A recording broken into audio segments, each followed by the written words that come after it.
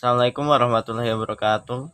Di sini saya akan melanjutkan presentasi dari kelompok 5. Model pendekatan dan teknik supervisi pendidikan. Model adalah kerangka konseptual yang digunakan sebagai pedoman atau acuan dalam melakukan suatu kegiatan. Pendekatan adalah cara mendekatkan diri kepada objek atau langkah-langkah menuju objek. Sedangkan strategi adalah a plan of operation achieving something. Sedangkan metode adalah way in achieving something. Adapun teknik adalah cara yang dilakukan seorang supervisor dalam mengimplementasikan sebuah metode secara spesifik. Model supervisi pendidikan. Terdapat berbagai model supervisi pendidikan, yaitu supervisi konvensional, ilmiah, klinis, dan artistik. Supervisi konvensional atau tradisional adalah model supervisi pada awal masa, yaitu pada model kepemimpinan otoriter feodal, di mana para pemimpin memiliki superpower, instruktif, dan cenderung mencari-cari kesalahan. Indikatornya yaitu bersifat instruktif atau memerintah. Hal-hal yang disupervisi merupakan kehendak atau berasal dari supervisor. Suasana supervisi yang sangat menegangkan dan kurang adanya feedback hasil dari supervisi. Selanjutnya, supervisi ilmiah adalah supervisi yang sangat dipengaruhi oleh tren dan perkembangan manajemen ilmiah atau scientific management pada era revolusi industri di Inggris pada abad ke-18.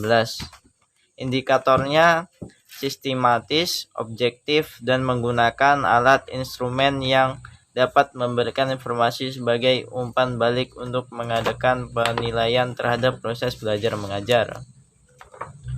Dan yang terakhir, supervisi klinis dirancang sebagai salah satu model dalam melakukan supervisi pengajaran terhadap calon guru yang sedang berpraktik mengajar. Indikator atau prinsipnya yaitu hubungan antara supervisor dan guru adalah hubungan kolegial. Diskusi antara supervisor dan guru bersifat demokratis.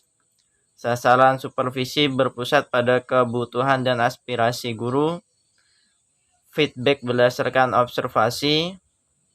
Selanjutnya mengutamakan prakarsa dan tanggung jawab guru. Dan yang terakhir, supervisi artistik.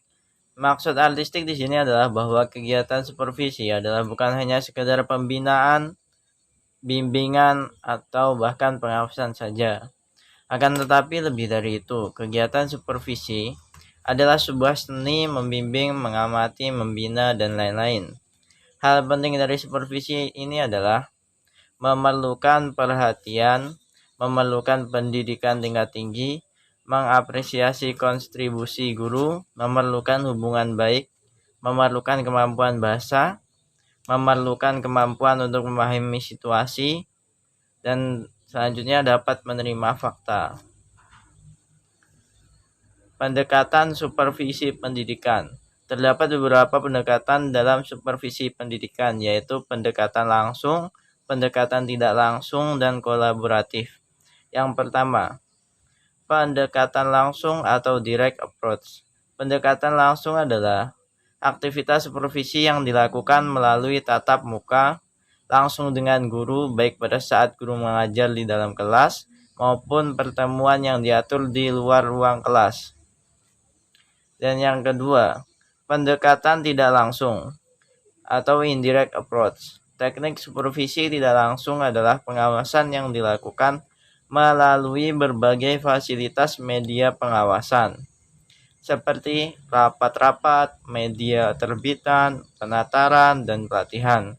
Teknik pengawasan tidak langsung ini juga dimaksudkan untuk meningkatkan profesionalisme guru, berbeda dengan pendekatan langsung atau direct. Pendekatan tidak langsung indirect ini berdasarkan pada paradigma psikologis humanistik. Selanjutnya, pendekatan kolaboratif atau collaborative approach. Pendekatan kolaboratif adalah pendekatan supervisi dengan memadukan pendekatan langsung direct dan pendekatan tidak langsung indirect yang kemudian diformulasikan menjadi pendekatan baru. Pendekatan kolaboratif berlandaskan pada teori psikologi kognitif yang berpandangan bahwa belajar adalah hasil panduan antara kegiatan individu dengan lingkungan yang ada pada gilirannya akan berpengaruh dalam pembentukan aktivitas individu. Tabel perilaku dan pendekatan supervisi. Clarifying atau mengklarifikasi di pendekatan direktif ada, non-direktif ada, kolaboratif ada. Presenting atau memaparkan. Di pendekatan direktif ada, di non-direktif ada, dan di kolaboratif ada. Directing atau mengarahkan. Di pendekatan direktif ada, non-direktif tidak ada, kolaboratif tidak ada. Demonstrating atau memperagakan. Hanya di pendekatan direktif. Sedangkan di non-direktif tidak ada, kolaboratif tidak ada. Setting the standard atau menetapkan standar. Di pendekatan direktif ada, di pendekatan non-direktif tidak ada, di kolaboratif juga tidak ada. Reinforcing atau memberikan penguatan. Di pendekatan direktif ada, di pendekatan direktif ada, di pendekatan non-direktif tidak ada, dan di kolaboratif tidak ada. Listening atau mendengarkan. Di pendekatan direktif tidak ada, sedangkan di non-direktif dan kolaboratif ada. Problem solving atau pemecahan masalah. Di pendekatan direktif tidak ada, di pendekatan non-direktif ada, di pendekatan kolaboratif ada. Negotiating atau perundingan. Di pendekatan direktif tidak ada, di pendekatan non-direktif dan kolaboratif ada. Encouraging atau mendorong. Di pendekatan direktif tidak ada, non-direktif tidak ada, sedangkan di kolaboratif ada. Selanjutnya, tingkat abstraksi dan komitmen guru. Pertama, guru profesional abstraksi dan motivasinya tinggi. Kedua, guru unfocused worker, abstraksinya rendah, motivasinya tinggi. Yang ketiga, guru drop out, abstraksi dan motivasinya rendah. Yang keempat, guru tukang kritik, abstraksi dan motivasinya rendah. Guru-guru yang memiliki kemampuan rendah biasanya mempunyai penyakit yang diakronimkan dengan plesetan atau singkatan sebagai berikut. Yang pertama, asma atau asal masuk kelas. Masuk kelas tanpa persiapan, tanpa perencanaan, tertulis dan sistematis. Yang kedua, asam urat. Asal sampai materi, urutan tidak akurat. Yang ketiga, batuk, baca ngantuk atau malas membaca. Yang keempat, diare. Di kelas anak diremehkan. Potensi minat bakat anak kurang diperhatikan. Yang kelima, gatal. Gaji tambah atau aktivitas lesu.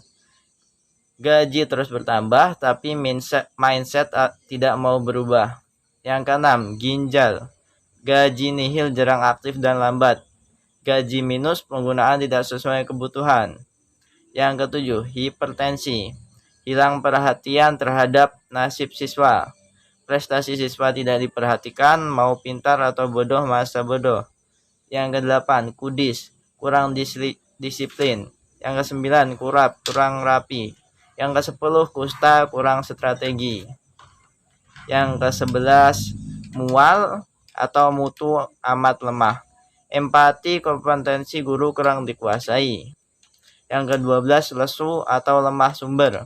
Hanya mengandalkan buku paket. Yang ke-13, liper atau lekas ingin pergi. Tidak betah di sekolah, ingin segera pulang. Yang ke-14, prostat dan strategi tidak dicatat.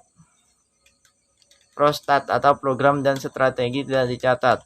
KBM tidak disertai silabus dan RPP yang sistematis. Yang kelima, rematik.